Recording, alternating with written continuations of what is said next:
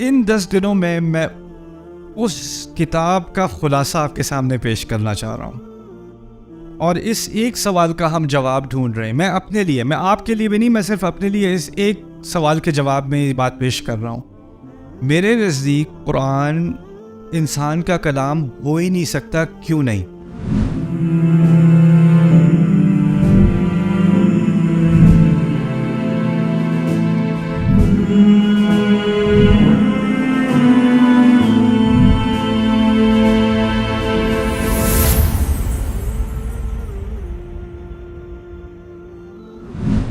الحمد لله رب العالمين والصلاة والسلام على سيد الأنبياء والمرسلين وعلى آله وصحبه اجمعین.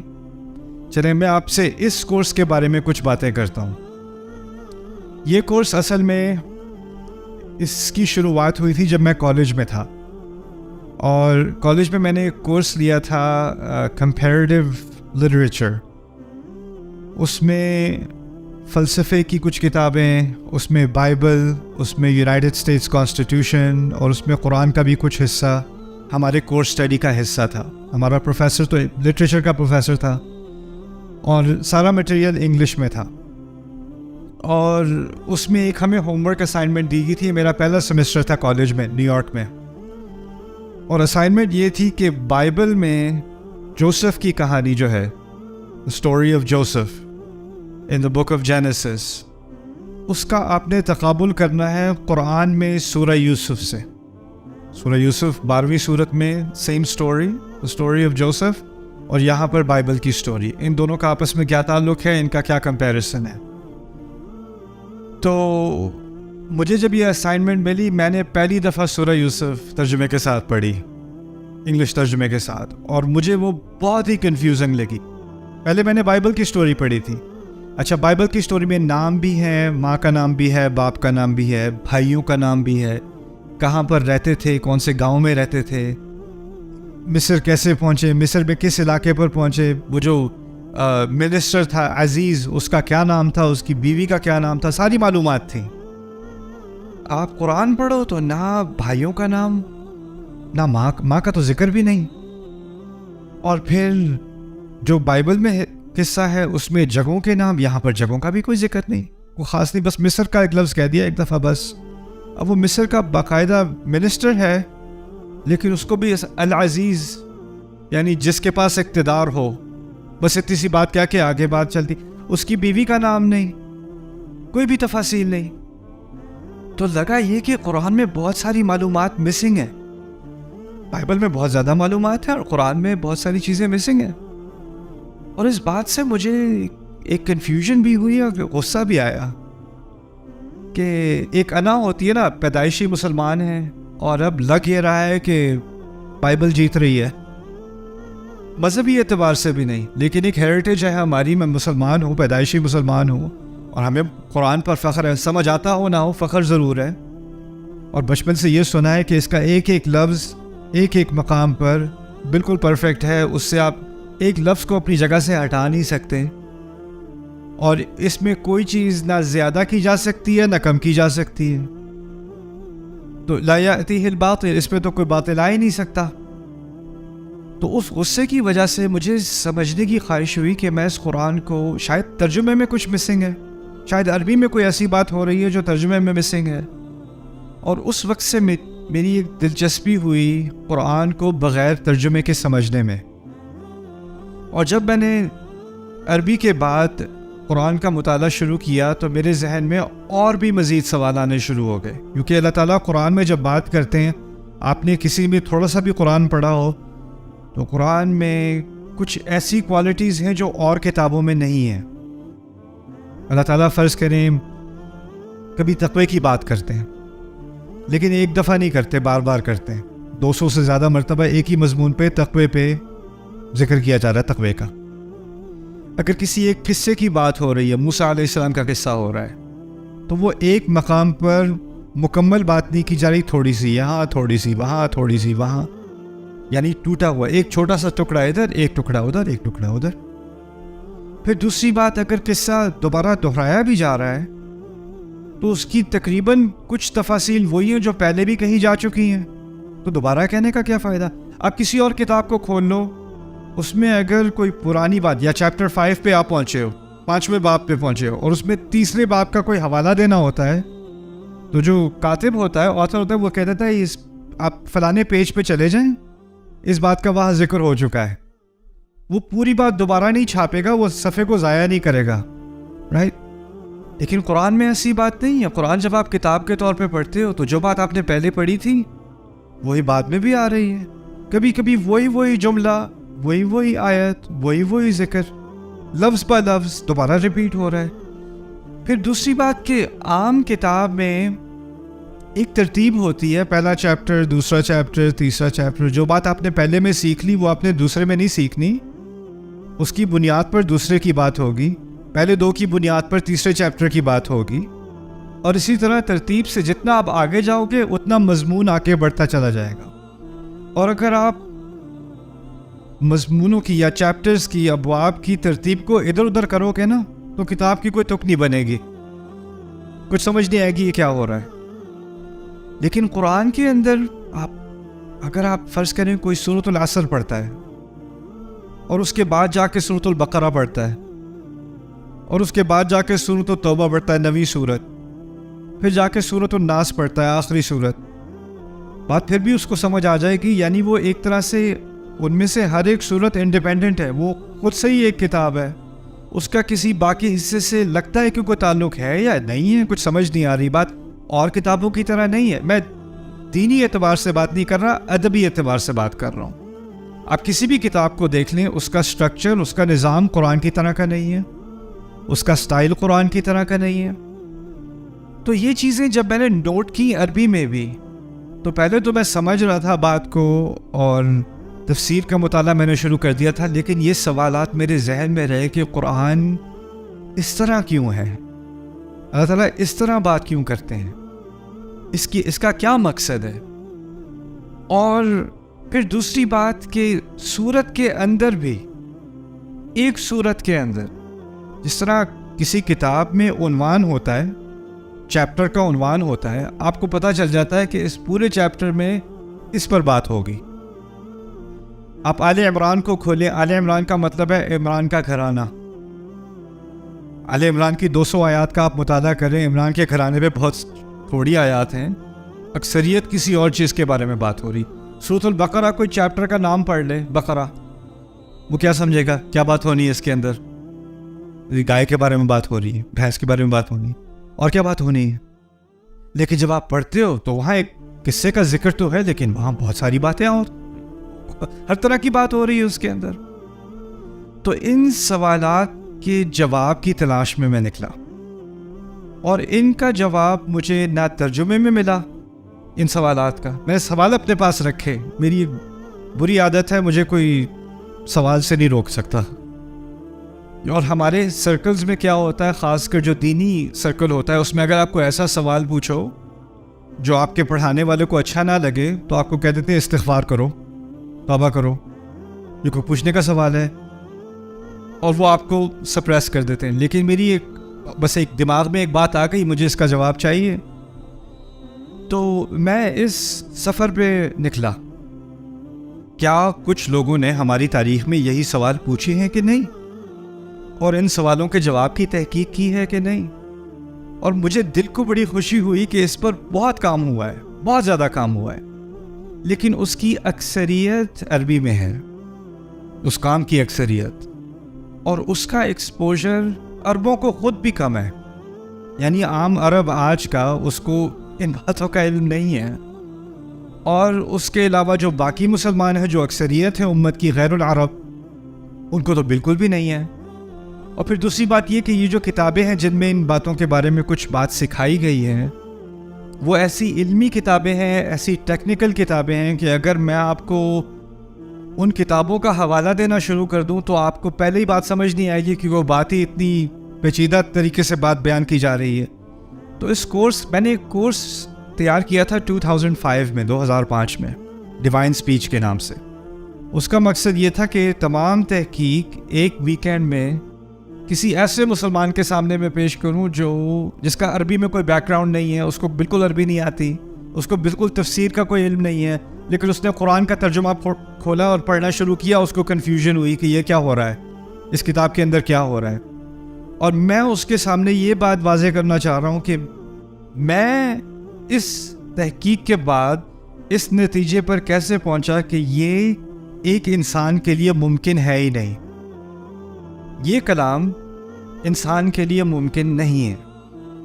اب جو شروع سے بچپن والا دعویٰ میں سنتا آ رہا ہوں نا کہ یہ قرآن انسان کے لیے اس قسم کا کلام کہنا ممکن نہیں ہے، اس کی بنیاد تھی کہ مجھ سے بڑوں نے کہا ہے، میرے والدین نے کہا ہے، امام مسجد نے کہا ہے، میں نے بار بار یہ بات خطبوں میں سنی ہے، میں نے مان لی. میرے پاس اس کی اپنی کوئی ذاتی دلیل نہیں تھی، کسی کی سنی ہوئی بات میں نے مان لی. لیکن اگر میں صرف اسی بنیاد پر اس کا اعتماد کروں کہ ہاں اس کے مقابلے میں کوئی چیز ہو ہی نہیں سکتی، اور اس کا مجھے کوئی فرسٹ ہینڈ یعنی براہ راست کوئی تجربہ نہیں ہے، کوئی علم نہیں ہے، تو پھر میں کسی اور پہ اعتماد کر کے اپنے ایمان کا سہارا لیے ہوئے ہوں. قرآن بار بار کہہ رہا ہے افلا تعقلون، سوچتے کیوں نہیں، سوچتے کیوں نہیں، سوچتے کیوں نہیں. اور ہم کہہ رہے ہیں کسی اور نے سوچ لیا وہ ہمارے لیے کافی ہے.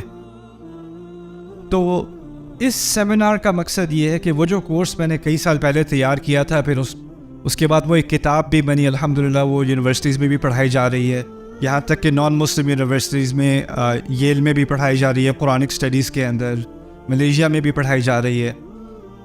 ان 10 دنوں میں اس کتاب کا خلاصہ آپ کے سامنے پیش کرنا چاہ رہا ہوں، اور اس ایک سوال کا ہم جواب ڈھونڈ رہے ہیں. میں اپنے لیے، میں آپ کے لیے بھی نہیں، میں صرف اپنے لیے اس ایک سوال کے جواب میں یہ بات پیش کر رہا ہوں. میرے نزدیک قرآن انسان کا کلام ہو ہی نہیں سکتا. کیوں نہیں؟ اس کی کئی وجوہات ہیں، ان میں سے کچھ وجوہات کا ہم ابھی جائزہ لیں گے. تو جو قرآن، جس کو اس کورس کا نام میں نے رکھا ہے آخری معجزہ، آپ کو پتہ ہوگا نا، تو یہ جو نام میں نے رکھا ہے نا، اس کے بارے میں ایک دو باتیں پہلے سمجھ لیں، پھر ہم اپنا کام آج کا شروع کرتے ہیں. ویسے ہم آج بیہائنڈ ہیں، میرا مقصد تھا آج فاتحہ کے بارے میں مکمل بات ہو جائے گی، مجھے نہیں لگتا کہ ہوگی، لیکن کوشش کریں گے انشاءاللہ. میں رش نہیں کروں گا، اگر زیادہ ٹائم چاہیے تو کل کر لیں گے، اگلے دن کر لیں گے انشاءاللہ، لیکن میں مٹیریل کو رش نہیں کرنا چاہ رہا. اب میں چاہتا ہوں کہ آرام سے ایک چیز کو آپ صحیح طرح سے سمجھیں، اس کے بارے میں سوال ہوں تو آپ کو سوال پوچھنے کا بھی موقع ملے. قرآن کے معجزے کے بارے میں ایک بات سمجھ لیں. اگر کوئی سمندر میں غوطہ لگاتا ہے، گہرائی میں اترتا ہے، وہاں اس کو موتی ملتا ہے یا کوئی خاص قسم کی مچھلی ملتی ہے، اور وہ نکال کے وہ لاتا ہے اور کہتا ہے یہ دیکھو میں نے کیا ڈھونڈا سمندر میں سے، اور وہ یہ دعویٰ کرے کہ اصل جو سمندر کا خزانہ ہے نا وہ میرے ہاتھ میں ہے، کیا اس کا دعویٰ صحیح ہوگا؟ سمندر بہت بڑی چیز ہے، آپ بہت چھوٹی چیز ہو. آپ جتنے بھی غوطے لگا لو، پوری زندگی غوطے لگاتے رہو، آپ کے پاس اتنے سے موتی آنے ہیں آپ کے ہاتھ میں، اور باقی کتنے لامعلوم خزانے پیچھے رہ گئے، نامعلوم خزانے آپ کو پتہ بھی نہیں، دنیا کو بھی نہیں پتہ. قرآن کی مثال اللہ تعالیٰ نے خود دی ہے ایک سمندر کی طرح کی، بلکہ ایک نہیں کئی سمندر کی طرح. قُلْ لَوْ كَانَ الْبَحْرُ مِدَادًا لِكَلِمَاتِ رَبِّي لَنَفِدَ الْبَحْرُ قَبْلَ أَن تَنْفَدَ كَلِمَاتُ رَبِّي وَلَوْ جِئْنَا بِمِثْلِهِ مَدَدًا. کہہ دو کہ اگر میرے کلمات، میرے الفاظ سمندر کی طرح ہوتے. اس کی مثال دی اللہ تعالیٰ نے. اب سمندر کی مثال سے کیا فائدہ ہوا؟ ہم قرآن میں تدبر کرتے ہیں جیسے کوئی غوطہ لگانے والا سمندر میں غوطہ لگاتا ہے. اگر میں ساری زندگی سمندر کے اندر گزار دوں نا اپنی، تو میرے جسم پہ، پورے جسم پہ کچھ قطرے ہی لگے ہوں گے. میں نے پورے سمندر کا تجربہ نہیں کیا، اور میں گہرائی میں بھی اتر جاؤں تو میرے ہاتھ میں 1-2 موتی آنے ہیں، 5-6 آنے ہیں، 500 آ جانے ہیں، 1000 آ جانے ہیں. میں کبھی یہ دعویٰ نہیں کر سکتا کہ میرا پورے سمندر پر عبور ہے، یا میں پورے سمندر کا تجربہ کر چکا ہوں، اور اس میں جو خزانے تھے وہ میرے ہاتھ میں ہیں. یہ بھی ہو سکتا ہے کہ کوئی اور غوطہ لگائے، اس کو کوئی اور خزانہ ملے اور مجھے کوئی اور ملے، اور میں کہوں اصل خزانہ یہ ہے، اور وہ کہے اصل خزانہ یہ ہے. کس کی بات صحیح ہے؟ ایک طرح سے دونوں کی بات صحیح ہے، لیکن دونوں کی بات غلط بھی ہے. ایک خزانہ یہ ہے اور ایک خزانہ یہ ہے. یہ بھی ہو سکتا ہے کہ وہ میرے خزانے کو دیکھے، میرے موتی کو دیکھے کہ یہ تو بس صحیح ہے، لیکن اصل چیز یہ ہے، میرے نزدیک بہتر خزانہ یہ والا ہے. یہ بھی ممکن ہے، یہ عین ممکن ہے. اس सेमिनार में जिन चीज़ों के बारे में मैं कुरान के मुतालिक जो बातें आपके सामने पेश करूँगा, उनका ताल्लुक ज़्यादातर 90% मेरे नज़दीक ऐसी चीज़ों से है जो वक्त के साथ बदलेंगी नहीं। जैसे आपको मालूम होगा, आजकल कुरान के मोजज़े की बारे में जब बात होती है तो कहा जाता है कुरान में जदीद साइंस से मुतालिक मोजज़ात हैं। आपने सुना होगा कि कुरान में ऐसी ऐसी बातें हैं जो उस वक्त किसी को मालूम नहीं थी, अब साइंस की तरक्की की वजह से हमें मालूम है। तो कुरान का असल मोजज़ा क्या बताया जाता है? Science, right? The scientific miracle of the Quran.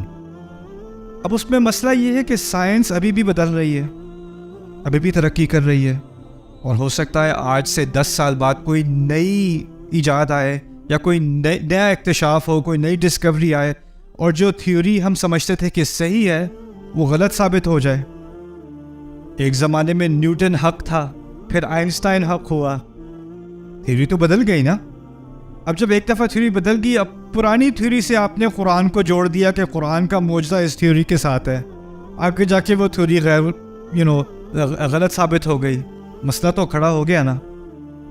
ये क्या होता है कि हम कुरान का मोजज़ा कुरान से बाहर ढूंढते हैं, ठीक है ना। तो कुरान के 2 तरह के मोजज़े हैं। एक कुरान जो बाहर की बात कर रहा है, उससे कभी मोजज़ा साबित हो सकता है, मैं उसका इनकार नहीं कर सकता, करता वो हो सकता है। लेकिन एक कुरान का मोजज़ा है उसके अंदर ही, उसको बाहर जाने की ज़रूरत नहीं, उसके अंदर ही है।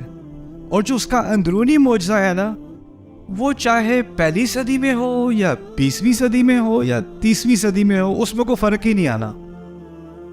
मेरे नज़दीक कुरान का जो असल मोजज़ा है ना, वो उसके अंदर है, और उसके बाहर जो मोजज़ात हैं वो आते रहेंगे, और शायद उनमें कोई हक हो, शायद बाद में कोई बात गलत साबित हो जाए, हो सकता है, उसमें इम्कान है गलती का। लेकिन जो अंदरूनी मोजज़ा है ना, उसमें कोई गलती का इम्कान नहीं है। बात अभी तक समझ में आ रही है? ठीक है। अब थोड़ी सी बात हम आज इस पहले सेशन में मैं आपसे फातिहा के बारे में कुछ बात करूंगा। इस सेशन में सिर्फ अल्हम्दुलिल्लाह तक, अगर मुमकिन हुआ सिर्फ अल्हम्दुलिल्लाह तक बात करेंगे, बाकी बाद में। पहली बात यह समझ लें कि हमारे यहाँ फातिहा के बारे में इख्तिलाफ है कि इसकी पहली आयत या तो बिस्मिल्लाहिर्रहमानिर्रहीम है या अल्हम्दुलिल्लाह है। और आप देखेंगे कि अगर मुख्तलिफ ममालिक में आप सफ़र करते हैं तो कुछ मज़ाहिब में, कुछ फ़ुक़हा के नज़दीक, क्योंकि बिस्मिल्लाह फ़ातिहा का हिस्सा है, तो आप किसी मस्जिद में जाके मगरिब की नमाज़ में शिरकत करोगे तो इमाम अल्लाहु अकबर कहने के बाद अल्हम्दुलिल्लाह से शुरू नहीं करेगा। कहाँ से शुरू करेगा? बिस्मिल्लाहिर्रहमानिर्रहीम अल्हम्दुलिल्लाहि रब्बिल आलमीन। और हमारे देसियों को लगेगा, ओह ये क्या हो रहा है यार, बिस्मिल्लाह ज़ोर से क्योंकि उनके यहाँ बिस्मिल्लाह फ़ातिहा का हिस्सा है। और ये इख्तिलाफ हमारे मुफस्सिरून में भी था, क्या बिस्मिल्लाह फ़ातिहा का हिस्सा है। फिर एक और इख्तिलाफ था, क्या बिस्मिल्लाह हर सूरत का हिस्सा है या हर सूरत से अलग है। उस बहस में बहुत देर लग जाएगी, और अगर हमने बिस्मिल्लाह पर आज बात की तो उसी में 2-3 घंटे लग जाएंगे। लेकिन मैं अपनी राय आपके सामने रख रहा हूँ खुल के। मेरे नज़दीक ज़्यादा कवी दलील ये है कि बिस्मिल्लाह फ़ातिहा का हिस्सा नहीं है, और इसकी तायद में कुछ दलील कुरान के अंदर भी है और उसके बाहर भी। एक मशहूर हदीस है जिसमें हदीस कुदसी है, जो आम तौर पर इस सूरत की तफसीर में हवाला उसका दिया जाता है कि जब अल्लाह का बंदा फ़ातिहा पढ़ता है तो एक एक आयत के बाद अल्लाह ताला उसका जवाब देता है, ठीक है। सो इज़ क़ाल अल-अब्द अल्हम्दुलिल्लाह हमीदनी रब्बी, जवाब पे अल्लाह ताला कहते हैं मेरे रब ने मेरी हम्द की। तो उस हदीस में जो पहली आयत का जिक्र है वो क्या है? अल्हम्दुलिल्लाह, बिस्मिल्लाह नहीं है, अल्हम्दुलिल्लाह है। तो वहाँ से भी एक बारीक सी दलील मिल गई कि शायद कवी दलील यही है कि फ़ातिहा कहाँ से शुरू होती है? अल्हम्दुलिल्लाह से। अच्छा चलें, अल्हम्दुलिल्लाह पे आज थोड़ी सी बात करते हैं। हम का मतलब क्या है, किसी को पता है? आप लोगों से पूछ रहा हूँ, कोई हाथ उठाने की ज़रूरत नहीं है। डेमोक्रेसी। 2 चीज़ें आम तौर पे हम तर्जुमा करते हैं तारीफ़, लेकिन असल में 2 चीज़ें हैं। तारीफ़, आप सही कह रहे हो, तारीफ़ और शुक्र 2 चीज़ें हैं। अच्छा, अरबी में तारीफ़ के लिए लफ्ज़ है मदह। मदह उर्दू में मदा करना, मदह। और सना, उसको भी हम सना उर्दू में भी इस्तेमाल करते हैं। और शुक्र के लिए लफ्ज़ है शुक्र। अगर कहा जाता अश्शुक्रु लिल्लाह, تو کیا چیز رہ جاتی؟ شکر آ جاتا، تعریف رہ جاتی۔ اگر کہا جاتا المدح للہ، الثناء للہ، اللہ کے لیے ثنا ہے، اللہ کے لیے تعریف ہے، اللہ کے لیے مدح ہے، کیا رہ جاتا؟ شکر رہ جاتا۔ لیکن اب ان دونوں کا فرق بھی تھوڑا سا سمجھ لیں، پھر آگے بات کرتے ہیں۔ دیکھیں، اگر آپ نے کسی کا خوبصورت گھر دیکھا چلتے چلتے، آپ کے بڑا خوبصورت گھر ہے، آپ نے شکر کیا، تعریف کی ہے؟ تعریف کی ہے۔ پاکستان کرکٹ ٹیم نے کوئی بہت اچھا میچ کھیلا ہو، انا للہ و انا الیہ راجعون، آپ اس میں تو شکر اور تعریف دونوں کرتے ہیں۔ خیر، کوئی اچھی گاڑی دیکھی، انسان تعریف کرتا ہے۔ کوئی پیارا سا بچہ دیکھا، انسان تعریف کرتا ہے۔ کوئی اچھے کپڑے دیکھے، اچھا کھانا کھایا، تعریف کرتا ہے۔ کوئی خوبصورت منظر دیکھا، کوئی پہاڑ دیکھا، تعریف کرتا ہے۔ لیکن شکر اور جگہ ہوتا ہے، اور جس چیز کی آپ تعریف کرتے ہیں لازمی نہیں کہ اس کا آپ شکر کریں۔ اگر آپ ایک بچے کی، کیوٹ سے بچے کی تعریف کر رہے ہیں، تو آپ بچے کا شکریہ ادا نہیں کرتے، کوئی سینس نہیں بنتی۔ کوئی خوبصورت گاڑی ہے تو اس کی گاڑی کے پاس آ کے آپ گاڑی پہ ہاتھ رکھ کے اس کا شکریہ ادا نہیں کرتے، تعریف ضرور کر دیتے ہیں، بڑے مزے کی گاڑی، لیکن آپ اس کا شکر ادا نہیں کرو گے، شکر کی کوئی تک نہیں بنتی۔ اسی طرح اس کا متضاد بھی صحیح ہے۔ کبھی کبھی ایسا ہوتا ہے کہ آپ کسی کا شکر ادا کرتے ہیں لیکن وہ تعریف کے لائق نہیں ہوتا، ایسا بھی ہو سکتا ہے۔ ابراہیم علیہ السلام کو وہی دین سکھایا گیا جو ہمیں سکھایا گیا۔ ہمیں کیا دین سکھایا گیا؟ انشکر لی ولی والدیک، اپنے رب کا شکر کرو اور دونوں والدین کا شکر کرو۔ شکر کی بات کی ہے نا، تو جو حکم ہم پر ہے وہی ابراہیم علیہ السلام پر ہے۔ اب ابراہیم علیہ السلام کے والد محترم شکر کے تو مستحق ہیں، والد ہے، لیکن تعریف کے مستحق ہے کہ نہیں؟ نہ۔ فرعون نے موسیٰ علیہ السلام کی پرورش کی محل کے اندر، اور بعد میں اپنا احسان بھی جتلایا۔ جب موسیٰ علیہ السلام واپس آئے تھے، کہا تھا الم نربک فینا ولیدا ولبثت فینا من عمرک سنین، تمہیں اتنے عرصے ہم نے تربیت یہاں نہیں دی، کتنے سال تم نے ہمارے یہاں نہیں گزارے، کبھی تم سے کرایہ لیا تھا، کبھی تم سے کوئی معاوضہ لیا تھا؟ احسان جتلانے والی بات ہے نا۔ اور آگے سے موسیٰ علیہ السلام نے بھی جواب میں کہہ دیا تھا وَتِلْكَ نِعْمَةٌ تَمُنُّهَا عَلَيَّ، یہی تو میرا یہ آپ کا ایک مجھ پر احسان ہے جو آپ نے مجھ پہ کیا۔ یعنی انہوں نے اس بات کا شکر کیا، یہ شکر کے الفاظ ہے نا، آپ نے مجھ پر احسان کیا۔ یعنی موسیٰ علیہ السلام نے فرعون تک کا شکر تو کیا ہے، لیکن کبھی کیا نہیں کریں گے؟ تعریف کا تو وہ مستحق نہیں ہے، شکر کا پھر بھی مستحق ہے۔ بات میں یہ کہنا چاہ رہا ہوں کہ عام طور پر یہ دونوں چیزیں الگ الگ ہوتی ہیں۔ شکر کہیں اور جاتا ہے، تعریف کہیں اور جاتی ہے، ان دونوں کو اکٹھا نہیں کیا جا سکتا عام طور پہ۔ پھر سوال پیدا یہ ہوتا ہے کہ جب اللہ تعالیٰ نے کہا ہے نا الحمدللہ، اور ان دونوں کو ایک ساتھ ملا دیا ہے، تو اس کا مطلب ہے جب بھی میرے منہ سے الفاظ نکلیں گے تو میرے جذبات سے دو مطالبے کیے جا رہے ہیں۔ جو بھی ہو رہا ہے مجھے کسی نہ کسی طرح اس کی تعریف کرنی ہے، اور پھر جو بھی ہو رہا ہے اس کی بنیاد پہ مجھے خدا کا شکر کرنا ہے۔ اب ہوتا کیا ہے، حالات خراب ہیں جی، اکانومی خراب ہے، بس جی الحمدللہ۔ اب آپ الحمدللہ جب آپ کہتے ہو تو نہ ذہن میں تعریف ہوتی ہے نہ شکر ہوتا ہے، بلکہ الفاظ ہی ہوتے ہیں بس اب صبر ہی کر سکتے ہیں، اور صبر کے لیے ہم نے نئی تعبیر کیا نکالی ہے، بس جی الحمدللہ۔ ٹھیک ہے، لیکن ہونا کیا چاہیے؟ مشکل کے اگر اللہ نے مجھے اس مشکل میں ڈالا ہے تو یہ مشکل بھی تعریف کے لائق ہے، اور اگر میں اس مصیبت سے گزر رہا ہوں تو اس میں اللہ کی کوئی نہ کوئی نعمت ہے، وہ پھر بھی میں اس کا شکر کروں گا۔ یہ ذہنیت ہے الحمدللہ کی، دونوں چیزوں کو کمبائن کر کے۔